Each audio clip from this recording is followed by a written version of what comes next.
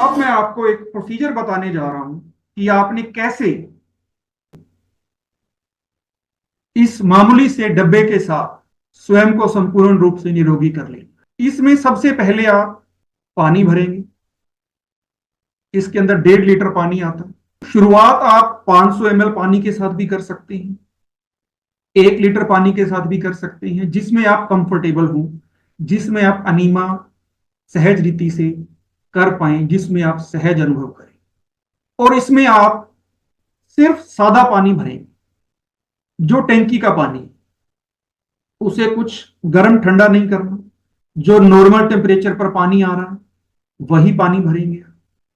उस पानी में कुछ मिलाना नहीं, आपको सिर्फ टैंकी का सादा पानी मिला। अगर आपके टैंकी के पानी का टीडीएस बहुत ज्यादा हो तो आप आरओ का पानी यूज कर सकते हैं। 500-700 टीडीएस तक कोई बात नहीं, कई बार टीडीएस 1000 से ज्यादा होता है, वो थोड़ा नुकसान करता है, तो आप आरओ का पानी इसमें डालिए। आरओ पानी के टीडीएस को 150 से कम कर दो। अब आपने इसमें पानी डाल दिया।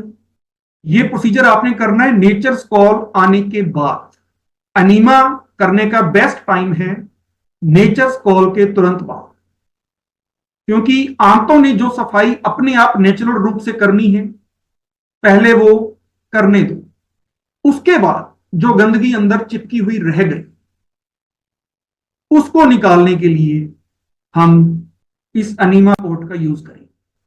वॉशरूम में आप सभी सुबह जाते हैं, नेचुरली जो फ्रेश होते हो वैसे ही होना है, उसके बाद ये प्रोसीजर करना है। इसमें आप पानी भरकर, शुरुआत चाहे आप 500 ml पानी से कीजिएगा, 1/3 से पानी भरकर 3 से 4 फीट की ऊंचाई पर आपने इसे रख देना। इसके लिए आप चाहे वॉशरूम में एक छोटा सा स्टैंड भी लगवा सकते हैं जो दीवार के साथ लग जाता हो, और वहां आप इसे रख सकते हैं। उसके बाद ये इसकी पाइप है, आपने इसे 3 से 4 फीट की ऊंचाई पर रख दिया। यहां पर भी इसकी टैप अभी लगी हुई है, ये टैप अभी बंद है। ये टैप अभी बंद है इसलिए इसकी इस पाइप से पानी अभी बाहर नहीं आ रहा, क्योंकि यहां से आपने इसकी ये वाली टैप बंद की हुई। फिर आप सरसों का तेल लेंगे। सरसों का तेल आप अपनी उंगली पर लगाएंगे और उसके बाद इसके इस कॉर्नर पर आप सरसों का तेल लगा दें ताकि इसमें चिकनाहट आए। फिर सरसों का तेल उंगली से ही आप अपने मल द्वार के ऊपर भी लगाएंगे ताकि वहां भी चिकनाहट आए।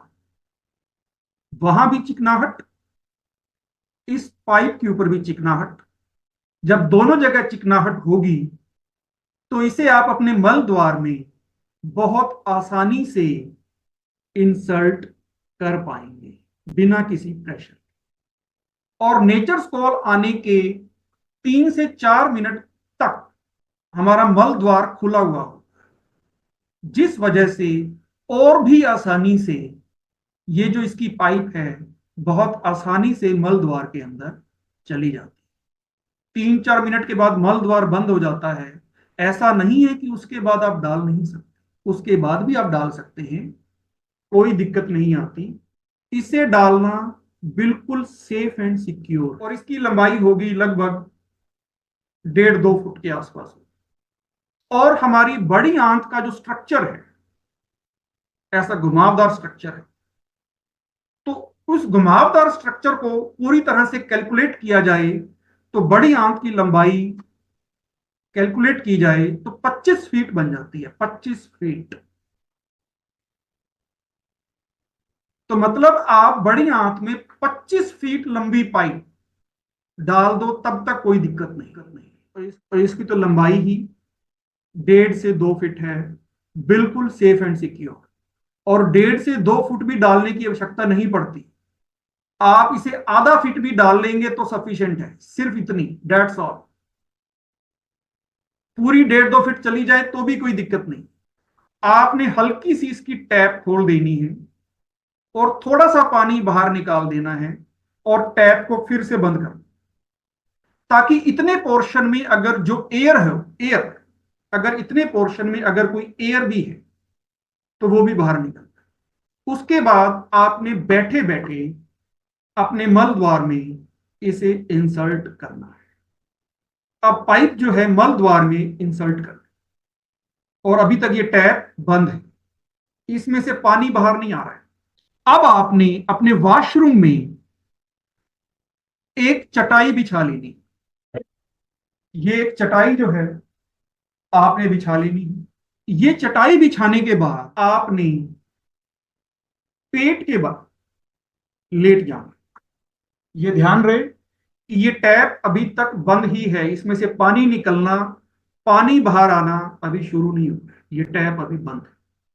चटाई आपने बिछा दी और अब आपने पेट के बल लेट जाना। अब आप पेट के बल लेट गए और आपने अपनी राइट लेग को थोड़ा सा ऊपर कर लेना है और फिर ये टैप खोल देनी। ये देखो ये ऊपर हो गया। अब ये टैप खुल गई।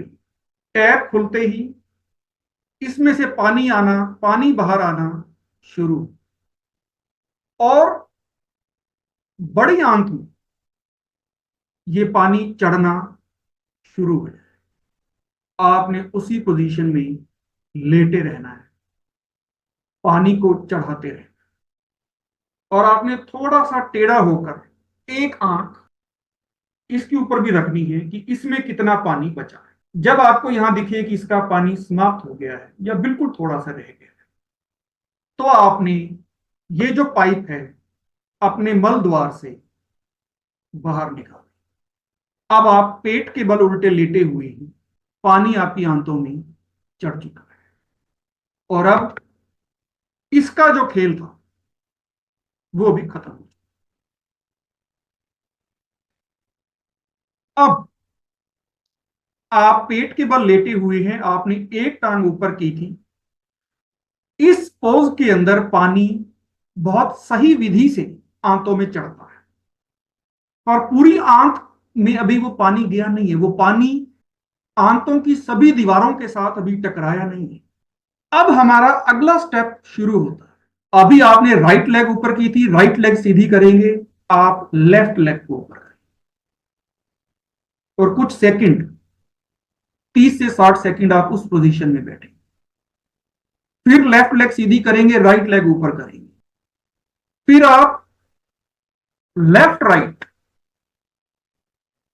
करवटें बदलेंगे। जैसे आप पेट के बल लेटे हुए हो, आपने लेफ्ट को करवट बदलनी है, इस तरफ झुक जाना है। फिर राइट को करवट बदलनी है, फिर इस तरफ झुक जाना है। इस तरह से लेफ्ट राइट करवटें बदल। तो अभी तक आपने ये प्रोसीजर किया है पेट के बल लेटकर। अब आप पीठ के बल लेट जाए। पीठ के बल लेटकर अब आपने लेफ्ट राइट करवटें बदल। इससे जो पानी आपने चढ़ाया है वो पूरी आंख में घूमेगा, आंख के कोने कोने में जाएगा, हर दीवार से टकराएगा और जहां जहां भी मल होगा या तो उसको उखाड़ लेगा या सॉफ्ट कर देगा। तो वो जो सॉफ्ट हुआ मल है, जब अगली बार आप करेंगे तो उखड़ कर बाहर आ जाए। कुछ मल तो तुरंत बाहर निकलेगा, कुछ सॉफ्ट हो।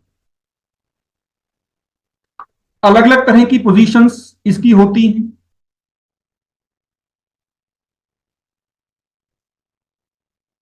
ये देखिए, ये अनीमा का लिटरेचर है।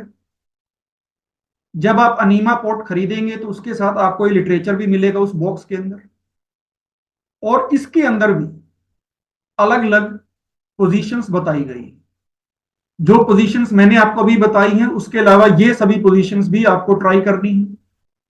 शुरुआत में हर पोजीशन अगर आप 10-10 सेकंड के लिए भी कर लें तो बहुत है।